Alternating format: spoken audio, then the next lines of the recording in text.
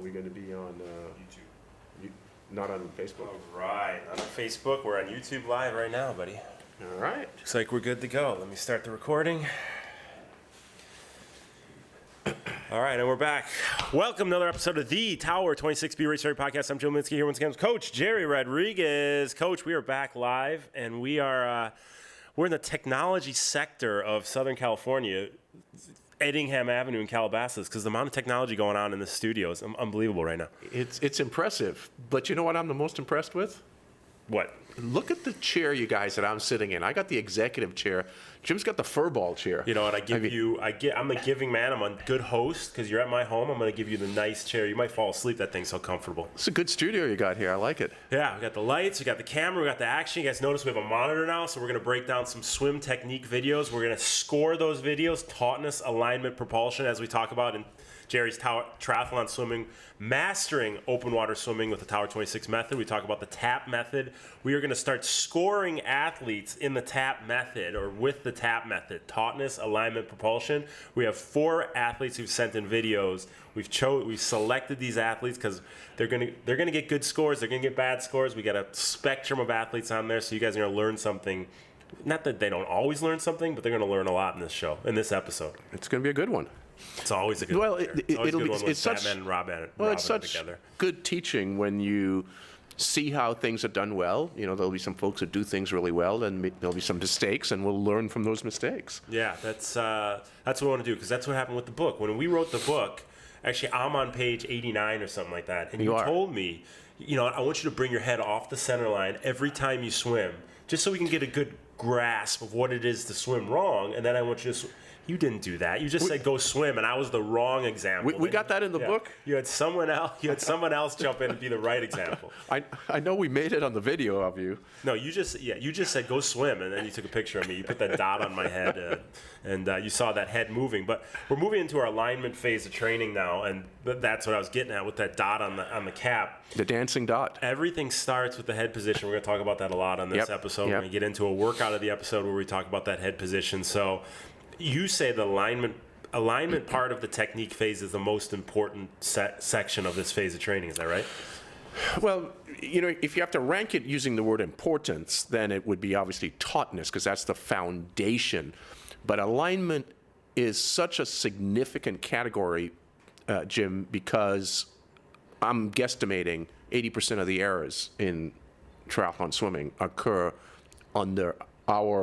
in our methodology of tautness, alignment, propulsion, occur under the category of alignment. Yeah. Are we on Facebook? What are we on? On YouTube right now. YouTube. We are live on YouTube. It's the easiest thing to stream. Is that okay with you? I don't even know how to do it through Facebook on this program. Yeah. It's cleaner. It's cleaner to be on YouTube. Got it. You're on YouTube. People like YouTube. So we had a little stress with YouTube last week. You want to talk about that quickly? Why don't you talk about it? We got a call from you, or we didn't even get a call. We got an email from YouTube, and we'll tell you why we're bringing this up. Is they said that all of a sudden all of our videos disappeared, and YouTube said we have terminated your channel for scam, spam, and misleading practices. I mean, I'm not on here selling cubic zirconium as it is diamonds, right? We're on here talking swimming, we're talking triathlon, educating athletes. So for them to say we're spamming, scamming, and misleading athletes, I was totally confused. Any thoughts here? We got shut down. Bottom line is they shut our channel down. Right? Yes. I mean, that's the net of it. We got shut down Sunday afternoon, and we've done nothing differently in the last 8 years than we've been doing, and we couldn't figure out. But you on your charm. So Jim's got incredible charm, in case you haven't figured that out by now. And Jim wrote this lovely letter to YouTube.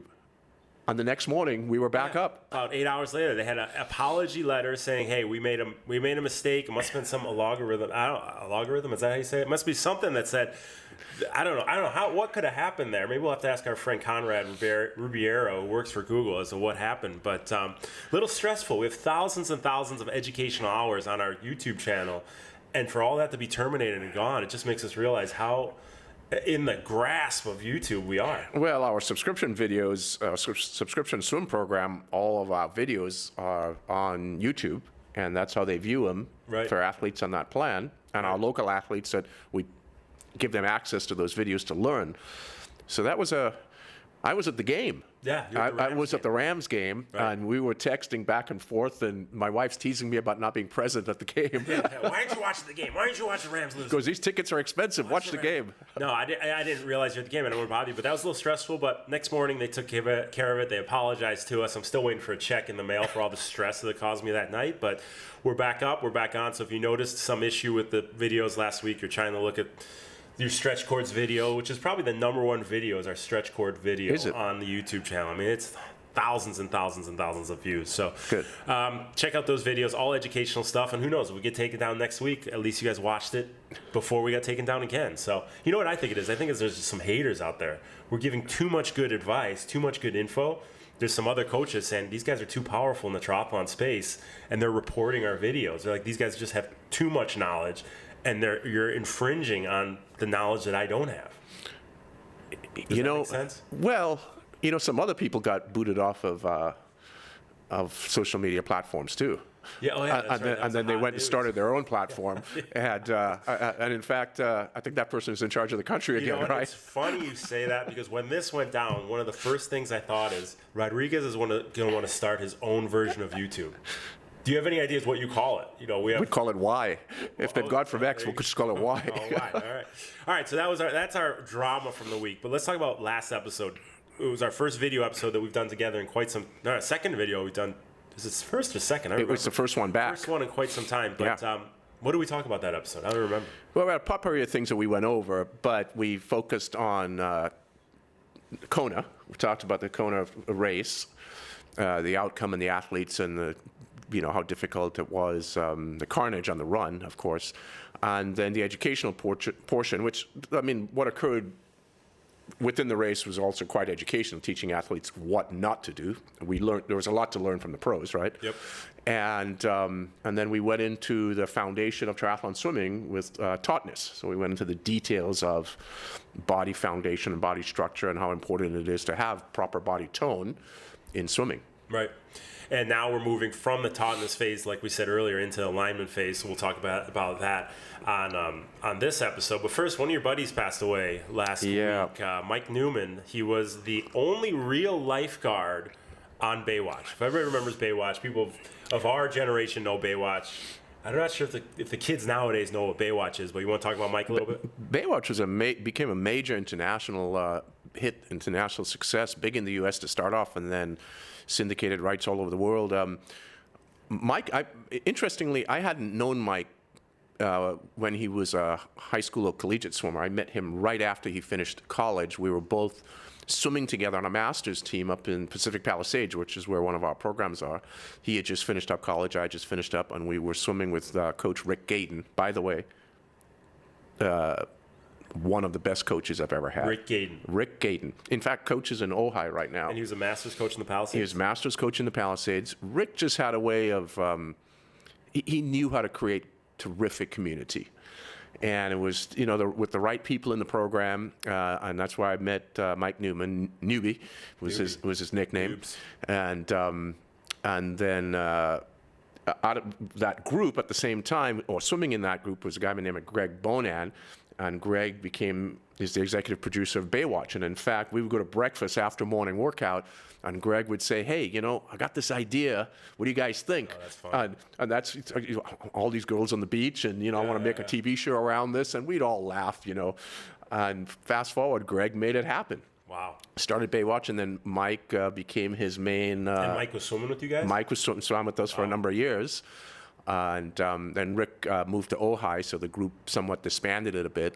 But Mike became he's the one actor that and he wasn't an actor. He became an actor on that show and was in every single episode, I believe, going forward. Yeah, he's got the mustache. See, if I could work the technology a little better, I could actually bring a picture of him up right here on the monitor right now. But I'm gonna leave this here and not really mess with that kind of stuff. But yeah, he was the one guy. And if you watch Baywatch, you can tell he's the one real lifeguard. He's the one that's not oiled up. He's got a hairy chest. He's got the mustache. He's not Hasselhoff. He's got the Magnum look, the whole stash going, the 80s look, right? He's the serious guy, though. Yep. He will, and what did he pass away of? Do we know? A form of Parkinson's, I believe. And Mike was just he's such a loving and giving guy and a big dude. I mean, Yeah. terrific athlete. I mean, condolences to Sarah, his wife, and his kids. We had a lot of good times together back in the 80s. In his honor, we're going to have a Baywatch marathon this weekend. Tower 26 Baywatch marathon. We should We'll do watch it. all together up in Montecito at your house, and we'll put up the big screen and just watch Mike rip it up on Baywatch. We got it. How's Let's that do go? it. Let's All do right. it. We'll all wear our red Speedos while we're doing it. And all the women have to wear the red bikini. Bring Miss Anderson back. Let's do it. She probably lives up by you. All right, well, I think we should probably get into the videos. Everybody's waiting on pins and needles for these videos that we're going to talk about. So I know we spoke about this the last few episodes, but what are we going to do with these videos? Well, what I want to have as a teaching opportunity for us is when we think of swimming and your triathlon swimming and how to improve, we want you to look at this through the lens of three criteria. Three simple pieces of criteria. Tautness. Do you have good body foundation, good body structure? You're holding everything together, head, torso, legs correctly. That's tautness, T for tautness. Alignment. Is our head in the right position? Is our rotation, shoulder and hip rotation correct? And hand entry and hands beneath the surface of the water, where the geography they're traveling in. Is that correct? On their alignment. That's the A, right? Yep. And then P, TAP, P is propulsion. Under the propulsion category, are they doing the correct things? Are they generating the appropriate force, the right direction? Is the setup of their stroke correct, and so on? So you want to go through these three segments, tautness, alignment, propulsion, and give a score for each. And we'll score that 1 to 100. So if you get, say, a 90 under alignment, well, you've nailed alignment, right? Mm-hmm. But if you get a 60 in propulsion, then you know, well, you've Right. got some work to do. Right. So we'll score 1 to 100, easy thing to do, and just give a number to it. And I haven't seen these videos yet, so we're not going to have a chance to really in-depth. We'll just do a quick Right. little take so you guys can see it through a coach's lens, what we're looking at, and give the athlete feedback so you can have some immediate things to work on and easy to identify under those three And buckets. where you know you have to do a little extra work. And what we did, we just asked our local or our athletes on our 2 p.m. team call to send in some videos. But if you guys want us to go over this kind of stuff on it, like what we can do is we'll put this on our social media channels. We'll put a short video of you swimming, and then we'll put a score in the upper right-hand corner. Okay, Joe Schmo has 70 tautness, 80 alignment, and a 50 propulsion, right? And we can score those, each individual video that comes in, put it on social media, score it, so then you can see it, and other athletes can see what you're doing right and what you're doing wrong, and they can learn from it. Right, exactly. I think it's the easiest thing to do. And when you send in your video, let's make it super short, 10 seconds or less. A video swimming into the camera, head-on video swimming into the camera, and then if you can also show us beneath the surface swimming into the camera. 10 seconds max of Do each. do what you can do. We can make the most out of it. As Yeah. you see, we have a few different angles here. So if you just get one angle, somebody from the side, I mean, we'll make the most make of it it. work. But ideally, if you have that front on, head on or under the water, we would like to see that. We'll start with Christy here. Christy is one of our swimmers, lives on the East Coast. Forget exactly what city, but let's start. She just sent us a video from the side view here. We'll play it at full speed, and if you guys are watching on YouTube, you can see the video, but I know most of you guys are listening at home or in your car on the audio version. So we'll talk you through it. She's just swimming. Jerry's getting a grasp of it. The professor's getting a grasp. I'm going to slow it down as we go here. Let me play it. Christy, play it again here. Jerry, what are you seeing? Yeah, well, Christy does a Talk into lot. that She mic. does a lot of things well. I'm going to put Christy at a minute 50 per 100 speed. Do we know? Is that about I correct? think it's about right, yeah. Okay. Never met Christy and haven't seen her swim prior to this. Is this Christy that we Yes. showed in our 2 p.m. Yeah, call? she actually Okay. coaches some Tower 26 workouts on the East Coast. So. Okay. Yep. So I haven't met, and this would be the second time I'm seeing her swim because I did see a clip of this video 2 days ago. So Christy, if she's about a minute 50, like I suspected, is that about right? Yeah, that should Okay. be about right, yeah. So tautness, I'm going to give her a pretty decent score here. Head, butt, and heels at the surface. Say that slower. Head, Butt, and heels at the surface. Head touching the surface, and we're going to talk about the head position later. Hips at the surface and feet at the surface. 3 touch points. So good setup, right? To Right. begin with. And her body foundation looks to be pretty decent. So I'm going to score her an 85. And I know when we did this earlier, on Tuesday, I gave her an 80, but I want to give her an extra 5 points now that I actually get to see it on a big screen. So alignment, let's go next. Alignment, From this angle, guys, it's difficult to tell what her alignment is. So it's a side angle from walking along the side of the pool as Christy swims down the pool. Right. So for an alignment video, it's better to have a camera right overhead looking downward or swimming directly towards the camera. So it's really difficult to give a good score here or a proper score for alignment. Well, based on head position and feet position. What would you Right. So Christy has a head issue here. It's way too high. So we're going. So I'm stopping where the head is high. Exactly. You're going to see this entire head popping up. So she's lifting her head before she turns it. And when she turns it, she also tilts it. So she has a gap between her head and her extended arm. So that gap is not a good thing. And what's the mantra about the head position? Yeah, we call it no lifting, no tilting, no tucking. There's no lifting. Slow it down, Jared. Slow it down. Well, I'm coming there for you, big boy.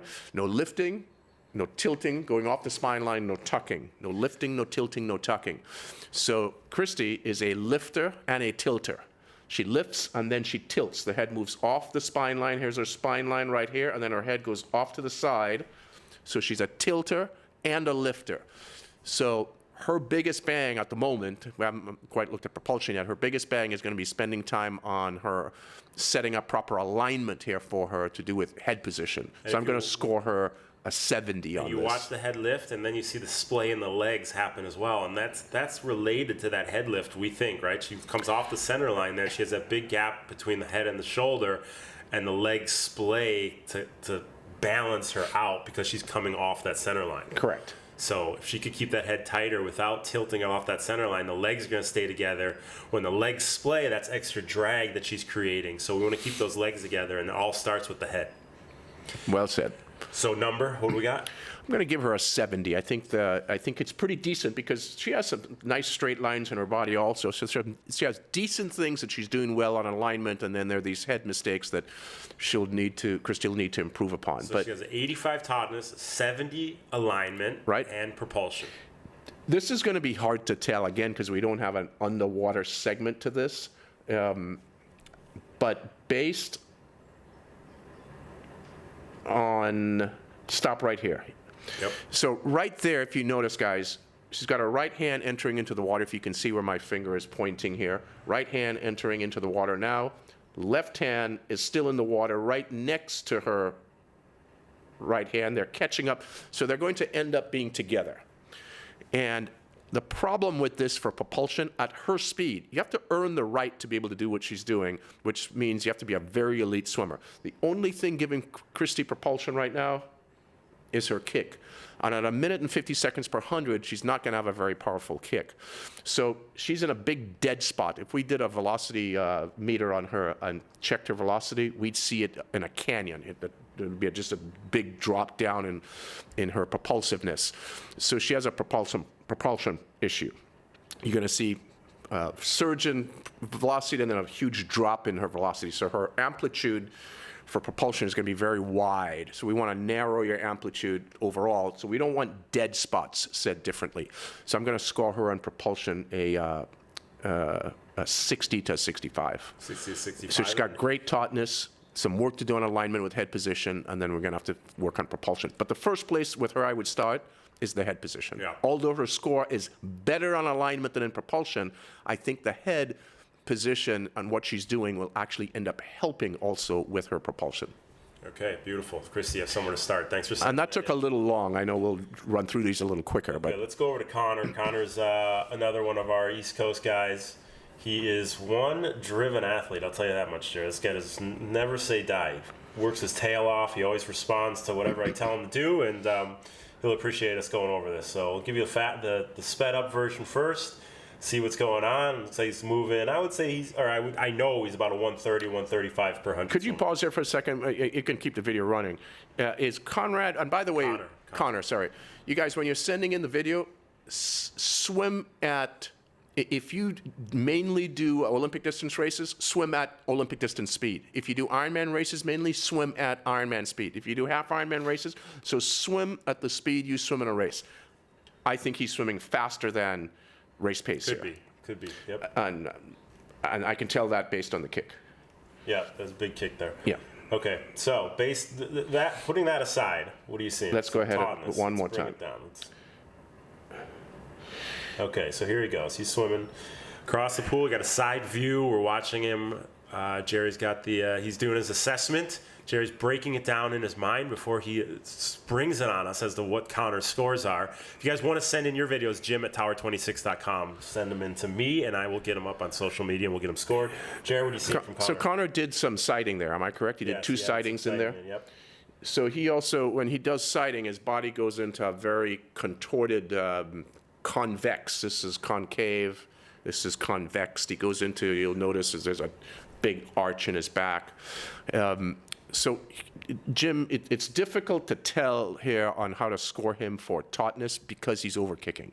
And I suspect this is not how he would swim if he were in a half Ironman event. So because of this, I'm also... Well, you see this all the time, though. You see athletes, let's say this is just the way he kicks, right? He's not all... He just swims and he kicks a ton. Why is that detrimental to performance? For triathletes who are generally not good kickers, especially if they don't have a swim background, right? Your legs are you have very large muscles in your thighs, right? Quads, glutes. Yep. And they consume lots of oxygen, and they don't give very much propulsion. Right. And if you're a poor kicker, they're giving almost no propulsion. So you're just generating a ton of heartbeats with no output being derived from it, no real output. Heartbeat output, but no performance output. So we don't want to kick that much. So they should just be timing the kick. Maybe you hear 2-beat kick. It should be at the most 3-4 beat kick. Nothing to do with 6, 7, 8. That's a sprinter's kick. Right. The quantity of kicks is correct. So lesser kicks, but just a softer kick. The key thing: keep your feet close to the surface and close together. Don't have much amplitude up or down, and definitely no breadth, no width of your kick. His kick looks actually decent, but he's kicking too much. Yeah. Okay. So let's go. If you had to go tautness by what you're seeing, I know it's hard to score, but what do you see from him? 75 to 80. Head, butt cheeks, heels at the surface, right? Pretty decent. Okay. Alignment. What we got? So. This angle position, it is very difficult to score properly on alignment. I'm going to give him 78. So there you go. He's got a little gap between the head and the shoulder. Correct. His legs are staying together, so I agree. I think it's a higher score than Christie, but yeah, he's got some work to do. He can still bring that shoulder to the ear to the shoulder a little better, keep that gap closed. And you guys, what we cannot see from this angle is when he's entering the water, we can't tell if his hand is going across or going straight forward or going outward.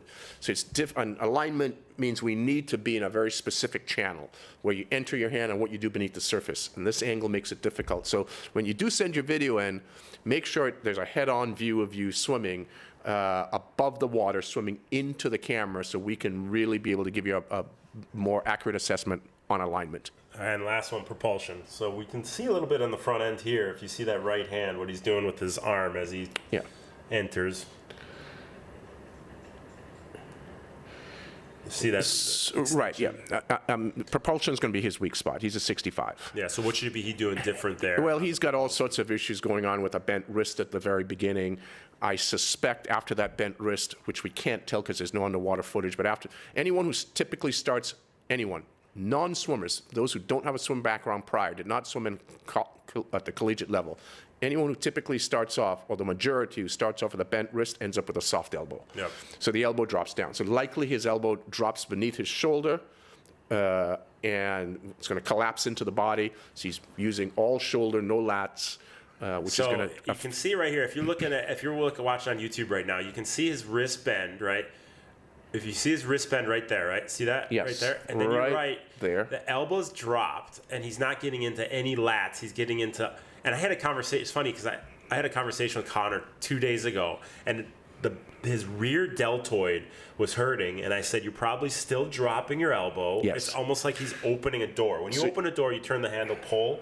That's what he's doing as he's pulling, instead of elbow up, getting into the lats. So he's going to have a ton of tension right back here in the back, right back in here. That's where he's getting the pain, Jerry. So he's just putting a lot of load, whereas his elbow is, you guys, is falling in downward towards his body. If you were able to get that elbow lifted up super high, placed pointing to the side walls of the pool, and lifted above his wrist, there's going to be a lot of lat engagement, and you'd use those much larger muscle groups, more powerful, more beneficial for swimming fast. So do we get a line? What was the? Did we get? I'm going to a 65 because I'm being somewhat generous, but I think he can. That's going to be his thing to work on. But he still swims pretty fast at a $1:30, right? Guy works his tail off. Yeah. I'm telling you, and he responds. He's gonna now. The only thing he's gonna be focused on is getting that elbow up, getting into those lats. On Connor and soften the legs a bit. Right. So not so much kick. Time. In fact, let's do this. Let's ask Connor to resubmit Yep. head-on view. I love it. Swimming right into the camera, above the water, 4 or 5 arm strokes, that's all. It's 10 seconds maximum, 5 or 6 seconds. And then beneath the water, head-on view. Okay, so sounds good. Connor will send that in tomorrow. I'm sure he'll get it. Good. But him and his wife Randy are a couple of the month Tower 26ers. They're just kicking butt, man. East Coast contingent. Nice. All right, here's Leah. Leah is the one and only. She's our social coordinator for Tower 26, but she sent in this, and she races a ton. She's kicking butt all over the planet. She was in Nice for the World Championships a couple months ago. But let me play it at full speed. It's got an underwater view on this one. So Jarrett is taking it in. He's assessing. We're going to get a good quality assessment from Hot Rod here shortly. Jarrett, let me slow it down, and we can go through it. What did you see from Leah? Question, would we put Leah at close to a minute 55 per 100? Yeah. This guy, how do you know that? Spot on. Well, years of doing this. Am I fairly accurate? I mean, what is her speed? 155. About Okay. 155. And I've never coached Leah, so that wasn't prompted on it. Leah's got issues in all 3 categories: tautness, alignment, and propulsion. Her body structure internally within her core is sort of soft. It sort of leans in. There's not enough tautness to it.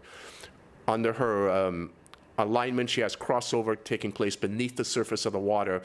Although this is somewhat of a head-on, it's a head-on off to the side, so we can't tell accurately, but it looks like her left arm is crossing over her center line, going all the way across to the right side. That's the left hand Where should she have that hand? And that hand needs to sit between the center line of your body. This is the left hand, just the hand, the wrist, from the fingertip to the wrist. So the palm of the hand and the fingers need to reside between the center line of your body and your shoulder line. So once you enter the water and you're swimming beneath the water, there's a channel, geographical channel that your hand can travel through. We don't want it traveling inside of the channel or outside of the channel.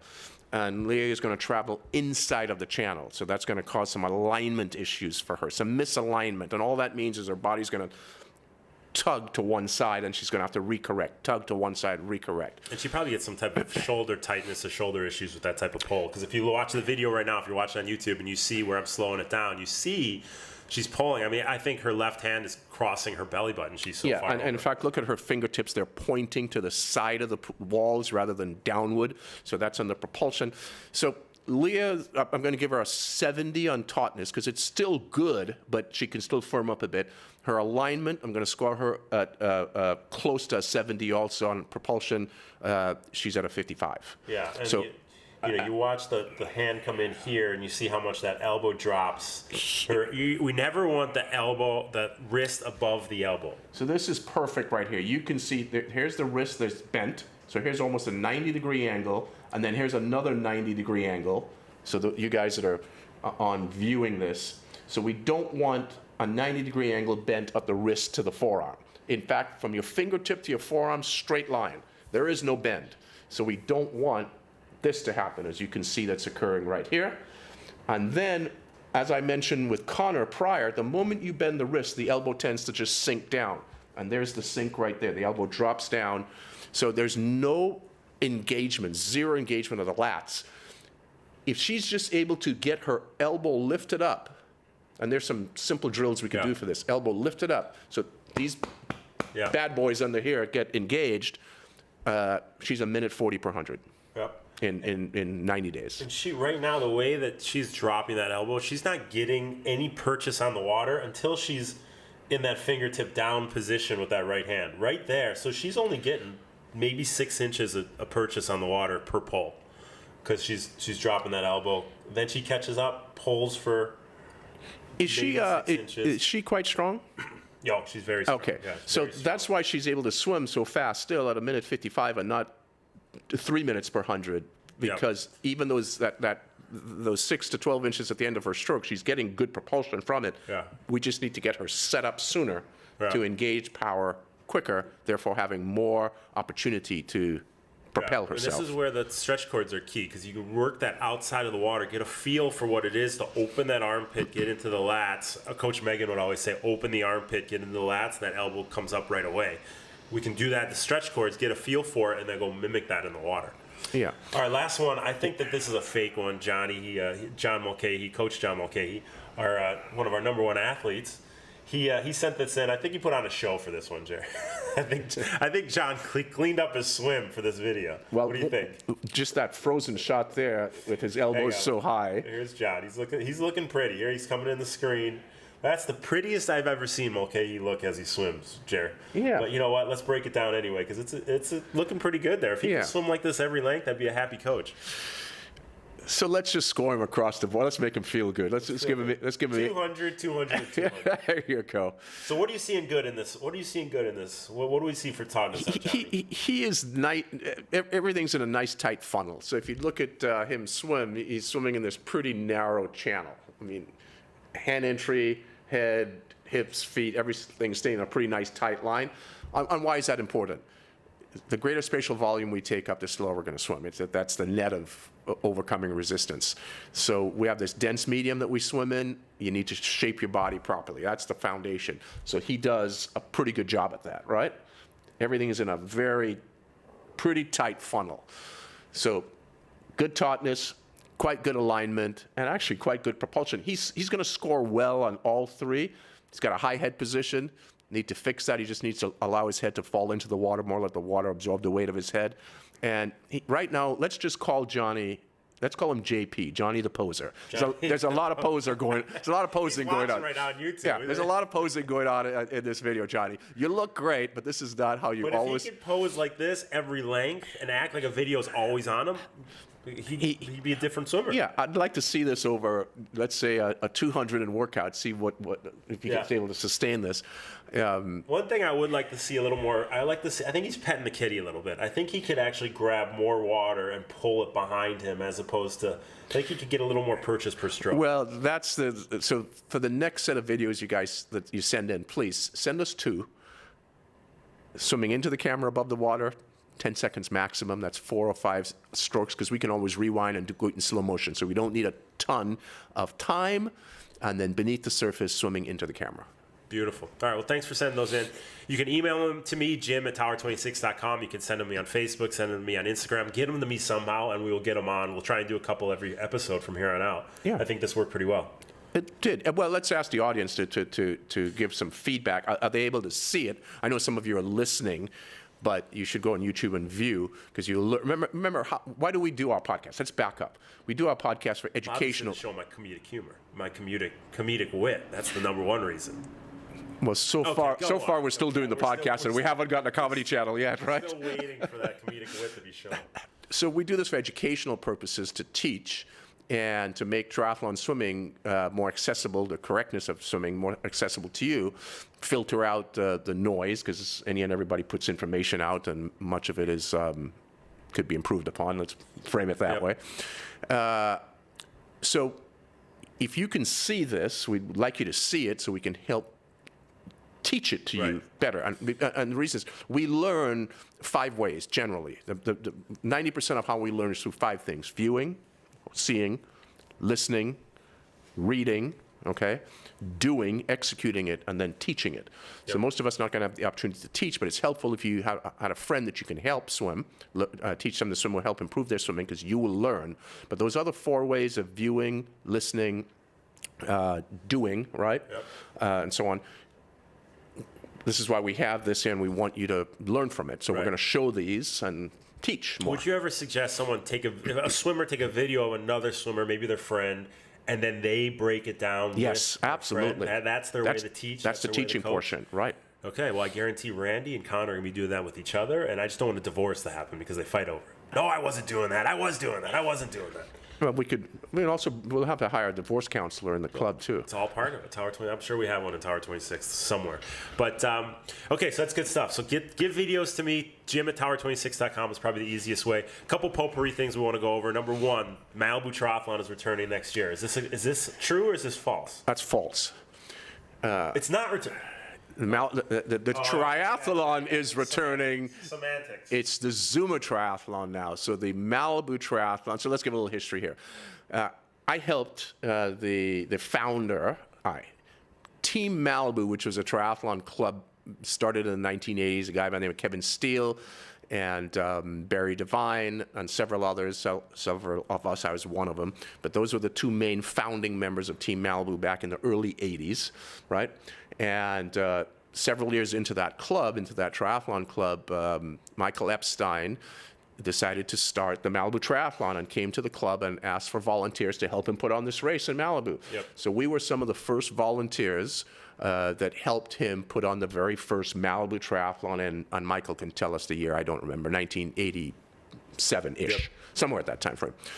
And he put the race on for a number of years. I don't know all the details, but the race got sold, rebought, sold, got rebought, and it did not occur for the last 2 years or a year, at least 1 year. Yeah, a year or two. But yeah, 2 years maybe it is now. Yeah, so there were some grievances between the prior owner and Epstein.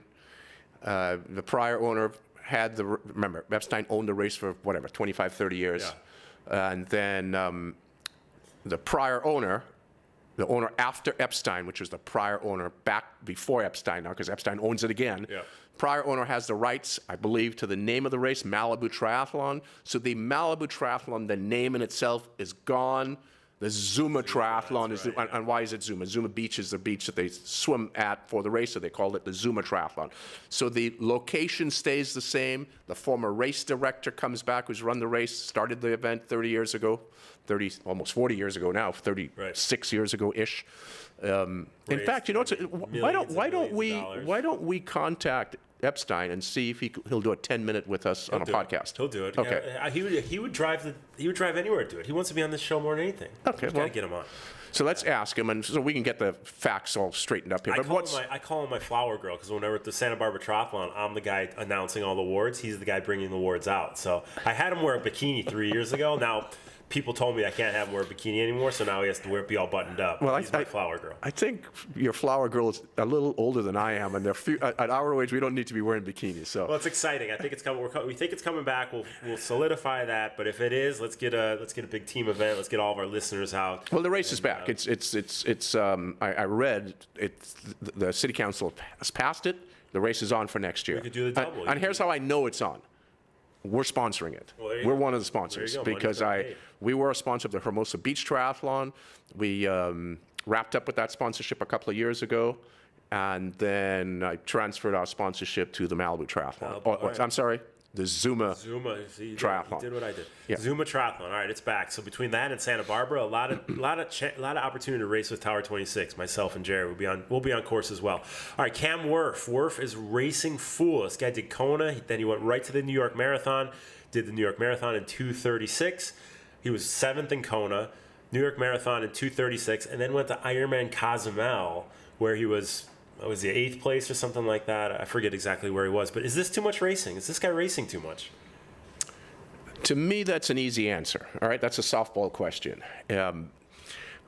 What we don't know, and you said we might be able to get Wurf on an episode, right? Yeah, we're trying to get him live. Actually, we might go live from Triathlon Lab in a few weeks with Wurf. So it'll be a fun event for our athletes to attend and see us in the flesh. So we don't know the why, but in the scenario of just the question, the black and white of the question, yes, it's too many races. 3 races in 3 heavy endurance races within 4 weeks. Yep. It's too much. And have you spoke to him at all? Not spoken to him, just text communication. But the fact that the first race of those 3 was Ironman Kona, which was a tremendous course. This course is the same, but tremendous conditions, at least how the race was executed on the cycling side of it, and then it was just carnage on the run for many of the athletes. That was a very, very difficult race. Yep. And he was wasted at the end of that race. Yeah. And then decided 7 days later to go run the New York Marathon, and then 2 weeks later to go do Ironman Cozumel. How old is Cam? 41, 42, somewhere there. So, again, I don't know the background. I don't know if there were sponsor commitments. I don't know why these 3 races were done. If I were Cam Wurf's coach, he would not be doing these 3 races within 30 days. And he admits that. I mean, he said when he got a penalty, who knows what a penalty was led, why that happened, but he said once he came out of the penalty box, he was just dead. He had nothing. Once he lost that momentum, he just had nothing in the legs. He obviously did well. I mean, you can't say he didn't completely die out, but whereas he thought he had a chance for the victory, he came out of that penalty and he said his legs just weren't there. My concern, Jim, is for the big picture, is for the health of the sport in general. And I look at these athletes that make decisions like this, and these are large risks that they're taking. And I'm concerned that what they do as our examples in the sport gets picked up by amateur athletes. Yeah. And I do not think this is healthy for endurance athletes. Yeah.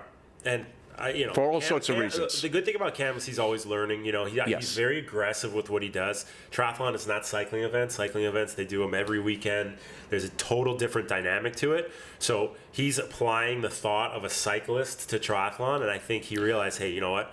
I hit my wall, I did way too much, and now I got to back off and actually take an off season. Well, this is a good example. You talked about cycling events. You're racing the Tour. Yes, it's a grueling event, but sometimes on a 6-hour stage, there's 4.5 hours of cruising. Yeah. Okay? I mean, those guys are just sitting in the back sometimes, just shooting the shit. And then there's a breakaway, and then there's some work to do, and then there's finally a sprint for the end. Right. So sometimes you can have pretty easy days in the Tour, like really easy days. Yeah. There's nothing easy in doing for these guys in doing an Ironman. It's all slugging away at the swim. For a guy like him, he's got to be positioned well out of the swim, so he's working it. Then he's on the bike. It's makeup time. And then he's trying to hang on or climb up positions on the run. There's no easy part of an Ironman for a guy like Cam. And you go right to a marathon, same thing. There's no faking it. It's all under your own power, and then go right back into another Ironman in really rough conditions too. I mean, it's one thing to go race an Ironman where it's 60 degrees, the water temperature's low, but when you're in 80+ degree water temperature, 90% humidity, 95% air temperature. I mean, it's just so depleting. So I think he learned something about himself. And like I said, he's an athlete who's always learning. He's absorbing what he's learning. So I think he's going to come out of it smarter and go into 2025 better off than he ever has, as long as he takes the time to rest. So I think we can take a page from professional runners that run marathons and the amount of time they take off at the end of the season, how many marathons they run per year. And we start relating this to what our endurance athletes are doing in triathlon, and I think we have a problem in the sport. And that's, you look at the athletes who typically win in Kona, they're the athletes who they don't overrate. They don't overrace. They race maybe 1-2 events prior, and then they really use a lot of time building up and getting fresh for the big dance when it counts. All right, before we get into our workout of the episode, last thing, Rich Roll had Blumenfeld. Who did Blumenfeld on? And he was talking about how he's going to win the Olympics in 2028. LA 2028, Blumenfeld winning the Olympics. Did you listen to the podcast? No, I didn't. So I listened to it yesterday. I did it on 2x. So to be fair, I listened to it on fast speed, not to absorb everything. I thought Rich Roll did a really good job with Christian. Rich is an endurance athlete, right? Yep. He was a swimmer, turned triathlete, did the double Ironman, right? Yep. So he has a foundation in the sport, and he's also a big picture guy. So he gets it. I thought his interview was really good. Got into the mindset of the athlete, got into their training protocols, got into the Norwegian method. I thought it was quite good. What caught me on this was the social media tagline of one of the magazines that says, Blumfeld says he can win 2028. When you listen to the podcast, it wasn't quite. That was what do you call that? What do you call that? A clickbait or whatever? Yeah, clickbait. There you go. Clickbait. He talked about having good opportunity to set himself up to possibly win. He thinks he can do better, obviously, than he did in this year in Tokyo. So he puts himself out there. But interestingly, in this podcast, he did say if he did well, if he had won Tokyo this year, he'd be out of triathlon, and he would be to become a professional cyclist. He would do the Tour. That's what he thinks he could do. The Tour. Think he'd be in the. See, one thing about him, he never sells himself short. He believes he could do anything. The new Joey Chestnut next year, 4th of July, he's going to be eating hot dogs. He can do anything. What do you think, Jerry? Come on. I guess you gotta sometimes I could be real direct, right? Yeah, okay. Stay in your lane, buddy. Stay in your lane, buddy. All right, let's get the workout of the episode. Go to coaching.tower26.com. Look at what I just did. This is technology right here. I put it on the screen between us so Jerry can see it and break it down.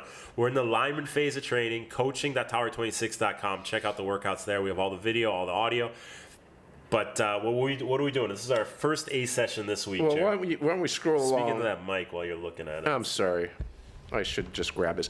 Why don't you scroll along? Because a big portion of this workout in the very beginning. So while we're in this phase, guys, although we're in alignment, remember we have 3 segments: tautness, alignment, propulsion. We just went through a month of tautness. So although we're rolling into alignment, we still spend the first portion of every workout working on tautness. Exactly. Then we'll put in alignment after. Then the alignment segment will grow during this section, and tautness will shrink a bit. And then by the time we get to propulsion, we'll still have some alignment, some tautness first, some alignment, and then propulsion. So you're still seeing in this workout, Jim, probably half the workout on tautness as we continue to work on keeping good body foundation. So that's what the beginning of the workout is. Then we get into the alignment section here, which is basically some pulling. Without all the detail of this, because you can go to the workout. Christoph will put this up, right? Yeah, we'll put it up to you guys. So you can go to the workout. Yeah. And you'll see there's about 10 minutes of pulling, and then we did some 100s after that, broke up the distance into a series of 100s, 20 seconds rest. Pulling again, I'll tell you what that meant. What that means in a moment, and then we'll swim after. So we pulled with all the gear, and the main focus was keep your head stationary. Do not move your head whatsoever, which should be easy to do because you have a snorkel on, right? So the snorkel is on. Just work on keeping your head perfectly stationary. So with that fixed snorkel, there's no reason to have any head movement whatsoever. Neutral head position fixed. We're not going to lift, we're not going to tuck, and we're never going to tilt. Keep the head fixed, which will be easy to do, but you'll realize with dedicated focus and concentration that sometimes the head just wobbles around. And that's because the pool, and more so open water, is a little dynamic. Although we have good lane lines in the pool, the water's still moving around, and if you don't have enough tension, correct tautness, just the appropriate muscular tone, it's easy for the head to get moved around. You want to keep it stationary. So that awareness gets created with the snorkel. And the reason that we have the ankles locked up in a pull buoy on is so that body stays nice and long. Then in the second segment, what we did was we had our athletes take the snorkel off, and now we're going to turn to breathe. Let's see a right-sided breather. All you'll be doing is as the shoulders turn and the head turns, then one more turn of the chin, and then head back to its neutral position and stay stationary. There's no lifting, there's no tilting, there's no tucking. No lifting, no tilting, no tucking. Roll of the body with the head, slight turn, come back to the neutral position. Don't move. And this took some doing. We had to restart this a few times because athletes found themselves, many athletes, as you know, lift their heads. And we have many that then, we saw it earlier. Christy, was it? Yeah. Christy lifted, and then she tilted. So we have lifters and tilters. We don't see as many tuckers, that's the least, but we definitely see lots of lifters and tilters. And we don't want tilting is the worst. We don't want tilting, we don't want lifting. So we used the buoy and the ankle strap, but the snorkel was removed. And then we went into the third segment of the main set where we took off the buoy and the snorkel and just swam. So now we introduced legs. Or you didn't have the legs, you didn't have a float any longer. Because what happens to some folks is you take the ankle straps off and their legs can spread out, take up more spatial volume. Things happen. So let's see if while we introduce or reintroduce the legs, are we able to maintain the proper requirements for just turning and coming back to the center line and holding. So that was, and this is just the primer before we get into next week, which we'll talk about in the next podcast. How do we make sure, how do we actually regulate ourselves to get the proper head movement? And we'll do some drills, some exercises where we break the stroke down to accomplish that. I mean, one thing that we have to realize that swimming is that you can't just get in the water and swim. Just like you can't just go out and run, you can't just go out ride. You got to be totally mindful every single stroke, every length. You have to be mindful as to what you're doing. If you just start to forget about, just let the head go where the head's just going to go wherever it wants to go. If you think, okay, I'm going to be total fixed position, no tilting, tucking, or tilting, tucking, or lifting the head. Every single stroke, you got to be dialed into that. Even when it becomes second nature, you got to be dialed into it. You have to be thinking about exactly how you're swimming every stroke. You can't just go do it mindlessly. You have to be thinking what you have to be doing and what you have to be dialed into every stroke. Unfortunately, this is the sport that you guys chose triathlon and swimming, and it's just a technically demanding sport, I should say. So we have to be engaged constantly. Yep. Yeah, totally. And we break it down into these 3 steps that make it rather easy to learn: tautness, alignment, propulsion. And this is the time of the season to do it. But off season. It's a whole different discussion. But in the water, where there's nothing to look at, there's nothing to stir your thoughts, your attention. Your mind can go in 1,000 different ways, and it's recognizing that and saying, you know what, I'm thinking about what I'm eating for dinner tonight. I'm not thinking about my stroke. I'm not thinking about my head position. Let me get back to that head position, because we're only in the water for a certain amount of time, maybe an hour for most of us. You got to make that hour count. You can tell by my extra 25 pounds of weight gain that I think a lot about what's for dinner, right? What's after dinner? Nutella and wine. That's all we want. So, all right, go to coaching@tower26.com. We give all the video, all the audio. As you see, there's a lot. I can't really read that unless you have super sonic sight, but we give a lot of description through the text. So, coaching@tower26.com. I'm going to New Zealand next week for the World Championships. Hey, good luck with that, buddy. 70.3 World Championships. Now, the water temperature's on the colder side. Just real quick, there's a lot of questions coming in. Should I be wearing a neoprene cap? Not me, but questions coming in saying, should we wear neoprene cap and booties in temperatures that are on the colder side when we go into the swim? What's colder? We're talking Fahrenheit, 58 to 60. So, Jim, if you haven't used a disc wheel before, should you use a disc wheel in your race? No. Okay. So if the water is whatever the number is, and you're considering using these devices, these additional aids, what should you do? Definitely practice with it. A little bit of practice. So I would suggest doing that. Yep. So at a minimum, if you're considering doing it, get the extra garments that you're talking about, and the 2 or 3 days that you're there, I presume you're going a day or 2 or 3 earlier? A day early, that's what I'm doing. I got 2 kids, I can't go too early, Jim. Well, you got a pool here, right? Yeah. And so at our workouts, or you have a pool in your backyard, you were just showing me, get in the backyard and swim with the booty, whatever it is, the booties and so on. Yeah. So you have some adaptation. And then you make the call on event day based on the water temperature. Right. 58's cold. It's an Ironman, right? Half Ironman? Half Ironman. I'll tell you right now, I don't wear a hat. I don't wear booties. I think they're always overrated. You think it's going to be colder than it is. Some people have really issues with cold. I love it. Bring it on. But hat, fine. Maybe you need a little more warmth. Booties, no way. I think they add so much drag. It's not that long of a swim that your tootsies are going to be that cold. Leave the booties at home. If you want to do anything, put some Vaseline on top of your feet. That'll repel a little water, but they add way too much drag. They're like carrying around a bunch of baggies. So maybe the hat, but I would recommend no booties. Unfortunately, I don't have any experience. I've never actually worn booties, so I don't. But if you have, I mean, you know it. So if you're saying no, then no. There you go. And 58 is, although it's cold, it's not within the guidelines of some of the regulations that we've seen in other races at 50 to 55, right? So. Yep. Okay, well, that's the only thing I had for you. Jim@tower26.com. Give me questions. I will get those answered on air. Send those videos in, Jim@tower26.com. If you want to send them via Facebook to my Facebook Messenger, if you want to send them to Instagram, send them. Just get them to me somehow. They're open to everybody. Just send it in. Don't feel embarrassed. We love to break it down, but as we said, other swimmers are going to learn from you. Or you're not only going to learn from your own breakdown of the video, but other swimmers are going to learn from it as well. Let's give my email address also, if they want to send the video. Jerry@tower26. And Jerry with a G, that is. Because what I'd like to do is spend a few minutes right before the podcast reviewing it, so I'm not cold turkey going in here. Well, that's why you're going to get the comedy show and I'm not, because I have zero improv skills. You sell yourself short. You're good, buddy. Yes, and you're always a yes and man. All right, so Jerry@tower26.com. Put both of us on that email, and we'll both get it and break it down next show, and maybe we'll get on the Instagram channel and give you a score via Instagram. So one more review. No more than 10 seconds, right? No more than 10 No seconds. more than 10 seconds maximum. If it's over 10, we're not going to look at it. So Right. 10 or less, head-on view swimming into the camera, above water, underwater, head-on view swimming into the camera, if possible. And don't ruin your phone. All right. What are we going to talk about next episode, Jerry? Continued on with alignment, and we'll talk about rotation and propulsion. And we're going to try and get Worf on. That would be live at Triathlon Lab in 2 weeks. So we'll see if that works out, if he can stick around. If not, we'll be back in the studio with all the great info we always have. So thanks. It's always fun.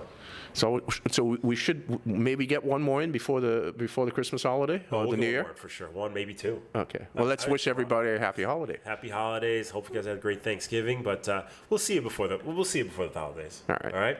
All right. For Jerry Rodriguez, Jim Litsky, the Tower 26 B Racer Podcast. Thanks for joining us.